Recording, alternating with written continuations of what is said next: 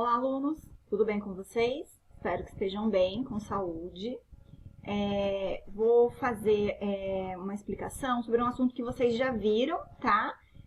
Que são tipos de discurso, né? Então, dentro de um texto, nós podemos ter 3 tipos de discurso, que é o discurso direto, o discurso indireto e o discurso indireto livre, né? Então, o discurso direto é quando dentro do texto o próprio personagem, ele aparece reproduzindo as suas falas, fazendo as suas falas, participando da história. O discurso indireto, esse personagem, ele não aparece dentro do texto, né? Todas as suas falas, elas são reproduzidas pelo próprio narrador. Então, é o narrador quem vai fazer as falas de todos os personagens. É ele quem vai contar tudo que vai acontecer, inclusive as falas dos personagens, é ele quem vai reproduzir. E o discurso indireto livre é uma junção dos 2 discursos, o direto e o indireto, tá? Então, vamos lá. O discurso direto, né? Então, como eu acabei de dizer, né? O personagem, ele vai aparecer dentro do texto para que ele próprio faça as suas falas. Elas não vão ser reproduzidas pelo narrador, e sim pelo próprio personagem, tá?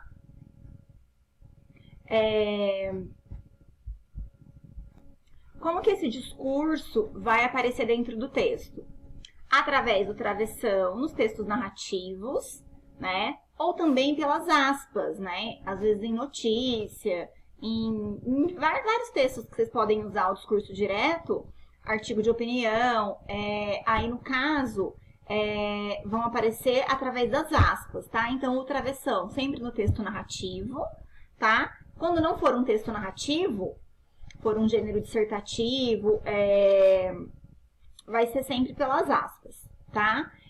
E também vão aparecer os verbos do dizer, né? Os verbos dissende, que é o falou, disse. Então, Joana esbravejou, e aí vai vir a fala da Joana. A Joana vai aparecer reproduzindo a sua fala, né? João perguntou. Esse perguntou é o verbo dissende, é o verbo do dizer, né? Então, sempre antes de aparecer o discurso direto, o personagem reproduzindo a sua fala, antes dessa fala, vai sempre aparecer o verbo do dizer. Perguntou, falou, argumentou, esbravejou, né, insinuou. Então, o que esse personagem vai reproduzir essa fala e como que ele fez isso? Ele perguntou, né, ele só falou, ele comentou, né? Então, esse verbo do dizer sempre vai aparecer antes da fala do personagem. Aliás, ele vai sempre aparecer, né? Quando ele não tiver, ele sempre vai aparecer. Pode ser antes, mas também pode ser depois da fala desse personagem, tá? Em alguns casos, vem a fala e depois que vai aparecer o verbo do dizer. Mas ele sempre vai estar presente no discurso direto. Né? Quem são esses verbos do dizer? Esses verbos dissende, né? Dizer, falar, exclamar, perguntar, responder, né? Então, antes ou depois sempre vai aparecer, e aí sim, a fala do personagem, tá?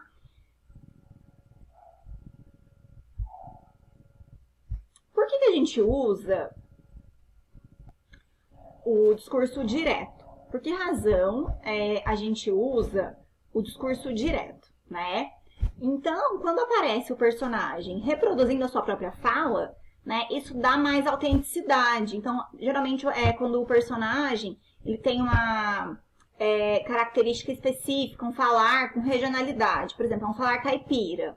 É um personagem de uma região, de uma área rural, e tem falar caipira, né? Isso deixa o personagem mais autêntico, ao invés do narrador reproduzir como ele falou, né? O próprio personagem tem espaço dentro do texto para falar a sua maneira, né? Reproduzir a sua maneira, a sua fala, né? E não o narrador transmitir isso, porque muitas vezes quando o narrador transmite, ele modifica, ele não fala exatamente como o personagem falou, né? Então, para ficar direitinho, usar ali o mesmo vocabulário, a mesma maneira que o personagem falou, a melhor maneira é usar o discurso direto, travessão, e aí o próprio personagem vai fazer a sua fala, né? Aí a gente vai deixar isso mais autêntico, mais verdadeiro, porque ele vai usar as suas expressões, e não é o narrador quem vai substituir essas expressões para aquelas que ele acha mais conveniente.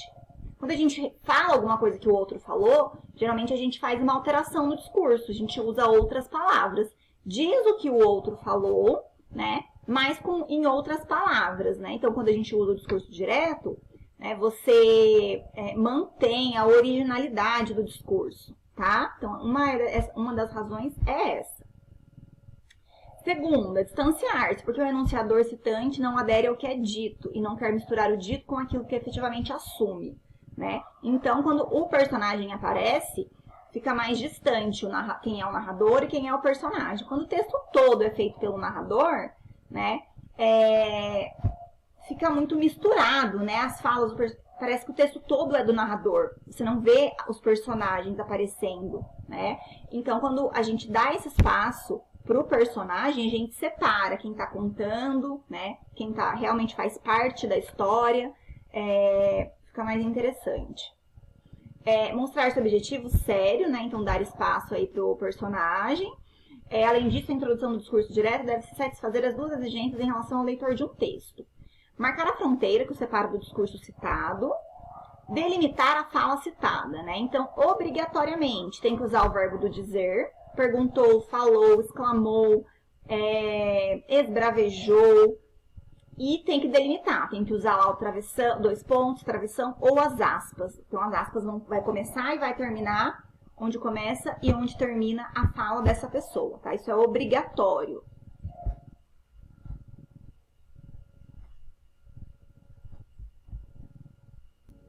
Aqui nós temos um diálogo, tá? Em que aparece o discurso direto. Por que veio tão tarde? Perguntou-lhe Sofia, logo que apareceu à porta do jardim em Santa Teresa. Então, tem ali uma pergunta, a Sofia fazendo a sua fala, né? A Sofia perguntou, por que veio tão tarde? Perguntou-lhe Sofia, agora é o narrador explicando pra gente o que aconteceu, né? Dizendo que a Sofia fez essa pergunta.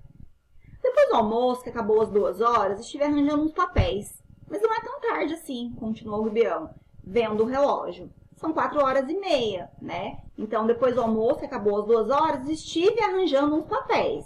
Mas não é tão tarde assim. Continuou o Rubião, olha o continuou, o verbo do dizer, vendo o relógio. Então aí é o narrador explicando pra gente o que estava acontecendo, né?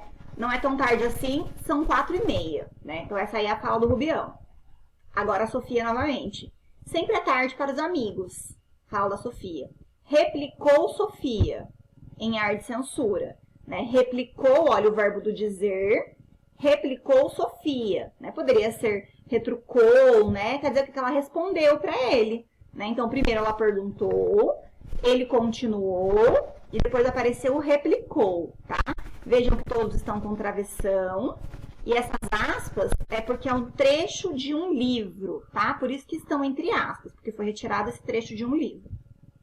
Sempre à tarde para os amigos, replicou Sofia, em ar de censura. Então, replicou Sofia em ar de censura, né? Quem está explicando isso pra gente já é o narrador. Então, a Sofia fez a fala dela.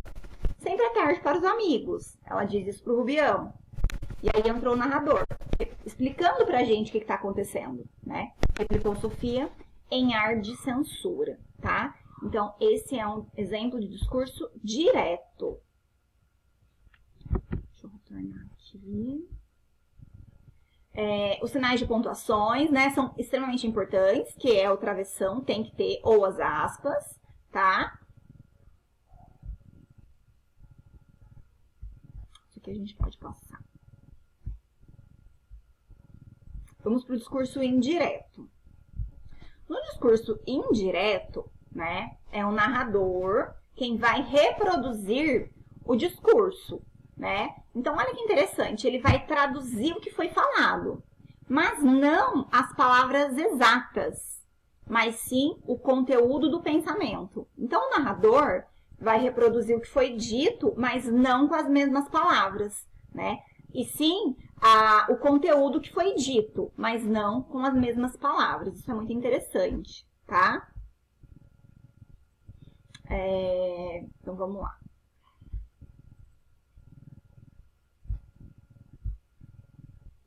Paulo diz que está chovendo, né?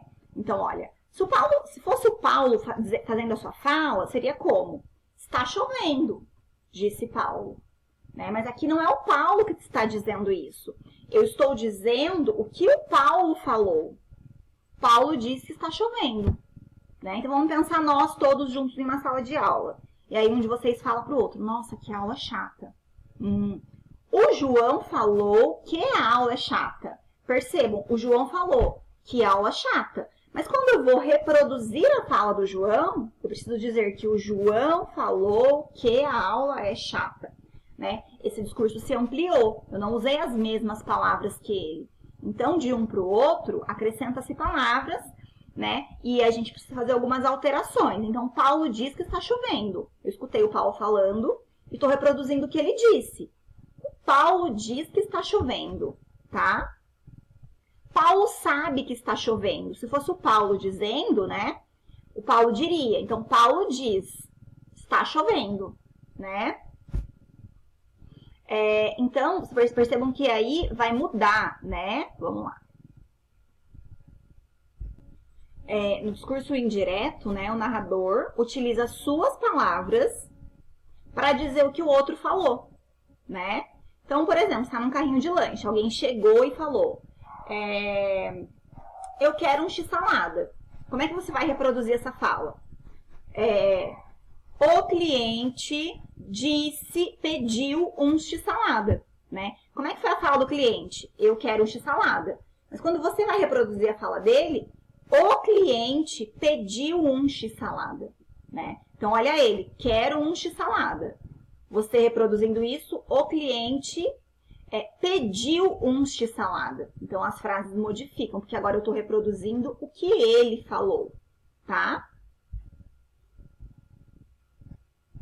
E o indireto livre, né? Que é a junção dos dois discursos, tá? Geralmente é um narrador onisciente, né? Que sabe o que o personagem está pensando, né? E aí a gente fica na dúvida se é o próprio personagem que está fazendo aquela fala, se é o narrador, né? Então, o discurso indireto livre é o famoso narrador onisciente, né? Que ele não é personagem, mas ele sabe tudo que o personagem está pensando. Olha só um exemplo. Que vontade de voar lhe veio agora? Correu outra vez com a respiração presa. Já nem podia mais. Estava desanimado. Que pena. Houve um momento em que esteve quase. Retirou as asas e estraçalhou-a. Só tinha beleza. Entretanto, qualquer urubu. Que raiva. Ana Maria Machado. Como é que a gente sabe que aqui é um discurso indireto livre? Está em terceira pessoa, né? Olha. Que vontade de voar lhe veio, tá falando de alguém. Correu, tá na terceira pessoa, né? Alguém correu. Correu outra vez com a respiração presa. Já nem podia mais. Estava desanimado. Que pena, olha. Houve um momento em que esteve quase. Retirou as asas e estraçalhou-a. Só tinha beleza. Entretanto, qualquer urubu. Que raiva. Então, ela tá narrando uma situação que ele estava vivenciando, né? Então, a gente, que vontade de voar lhe veio agora, a gente percebe que são os sentimentos. Ela está narrando o que o personagem estava sentindo, tá? Então, o indireto livre é sempre quando o narrador demonstra que sabe o que o personagem estava pensando, né? Então, o personagem não falou isso, ele estava pensando nisso. Nesse caso, é um indireto livre. Discurso indireto livre, porque eu estou narrando uma coisa que não foi dita, né? Mas que ele estava ali pensando. Note que no discurso indireto livre, o escritor possui liberdade sintática e estilística. Essa liberdade pode levar o leitor desatento a confundir as palavras do locutor com a narração. Você pode confundir, você não sabe se é o personagem ou se é o narrador, tá? Bom, é isso, pessoal. É só pra gente relembrar. Tem algumas atividades ali na apostila de vocês, para vocês realizarem. É um assunto que vocês já viram, então eu acredito que vocês não tenham muita dificuldade em realizar as atividades, tá? Então é isso. Bons estudos, até mais.